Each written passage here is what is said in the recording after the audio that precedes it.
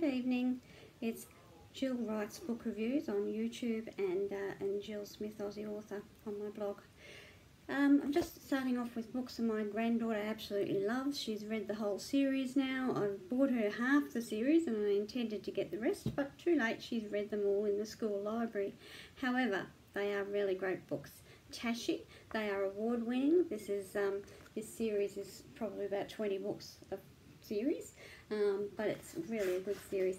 The illustrations are by Kim Gamble, but Anna and Barbara Fienberg are the actually writers, and they just crack me up. They're a gorgeous series, and give you a start of that just to see what you think of the beginning. I actually wondered whether it was the boy talking about these stories or whether there was actually a Tashi. So it's a good introduction by reading that first little bit for you, so I'll do that now.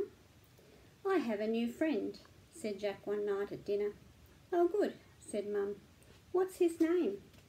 "Tashi, and he comes from a place very far away." "That's interesting," said Dad. "Yes," said Jack, "he came on a swan." "A black or a white swan?" asked Dad. "It doesn't matter," said Jack. "You always ask the wrong questions." "How did Tashi get here on a swan then?" asked Mum. "Well," said Jack, "it was like this. Tashi's parents were very poor. They wanted to come to this country, but they didn't have enough money for an airfare, so they had to sell Tashi to a warlord to buy the tickets." Anyway, there's Tashi, and there's Mum and Dad with Jack. "It was like this." "How much did the tickets cost?" asked Dad. "It doesn't matter," said Jack. "You always ask the wrong questions." "So why is Tashi here and not with the warlord?" asked Mum. "Well," said Jack, "it was like this. Soon after Tashi's mother and father left, he was crying for them down by the lake. A swan heard his cries and told him to jump on his back.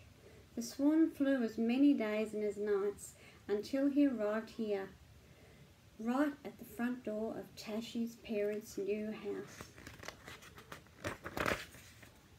"Did he arrive in the morning or the afternoon?" said Dad. "It doesn't matter," said Jack. "And I'm not telling you any more because I'm going to bed." A week passed and Jack ate lunch with Tashi every day, and every day he heard marvellous adventures. He heard about the time Tashi found a ring at the bottom of a pond, and when he put it on his finger he became invisible. He heard about... Look, and there's pictures. Oh great. I won't read the whole thing, but you get the whole idea. It's such a good story and the illustrations are gorgeous. But he heard about the time Tashi met a little woman, a woman as small as a cricket, and who told him the future.